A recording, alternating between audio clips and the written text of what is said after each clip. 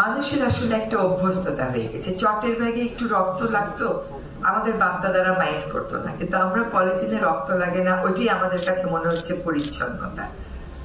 এই অভ্যাস থেকে মানুষকেও তো বের করতে হবে। আমাদের দুইটা জায়গাতে হাত দিতে হবে। 2004 থেকে 2006 সফল হয়েছিল মার্কেট মনিটরিং এর মাধ্যমে। আপনি যদি পলিথিন শপিং ব্যাগ না কেনেন, ওরা উৎপাদন করবে? আপনি কেনেন বলেই তো ওরা উৎপাদন করে। আপনি কেনা বন্ধ করে দেন। আপনি যখন সুপার শপে যাবেন, আপনারা এখানে সবাই সুপার শপে যান, আপনারা পলিথিন দিলে নেবেন না, নিজেরা বাসা থেকে একটা চটের ব্যাগ নিয়ে যাবেন। আমার ব্রাসেলসে বিদেশি বন্ধুরা, আমি যখন ব্রাসেলসে কয়েকটা চকলেট কিনতে গেলাম, তো আমি চকলেটে আমাকে জিজ্ঞেস করলো, do you want a bag? ওরা জিজ্ঞেস করে, ব্যাগ চাইলে আপনাকে পয়সা দিয়ে কিনতে হবে। পয়সা হচ্ছে $3। $3 শুনে আপনি মনে করবেন থাকার কেনার দরকার নেই। আর একটু বড়টা কিনতে গেলে $5। তো আমি বললাম, yes I want one, because আমি তো ব্যাগ ক্যারি করি নাই।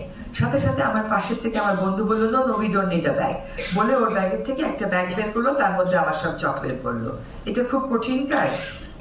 একটা পাটের ব্যাগ 28 টাকা হওয়া উচিত না, আসলে আরো কম হওয়া উচিত চটের ব্যাগগুলো, কিন্তু বললাম যে আমরা বাংলাদেশে থাকি, আপনি 28 টাকার ব্যাগটা কিনে ব্যাগে রাখেন, আপনার গাড়িতে রেখে দেবেন, পরের দিন যখন যাবেন ওইটা ব্যবহার করবেন, দেখেন আপনি কতবার ব্যবহার করতে পারেন। আপনি তো অনেকবার ব্যবহার করতে পারেন। আমরা ঢাকাতে শুরু করেছি সুপার শপিং মল দিয়ে। আমি বলতে পারবো যে ঢাকার 90% সুপার মল এখন আর পলিথিন দেয় না।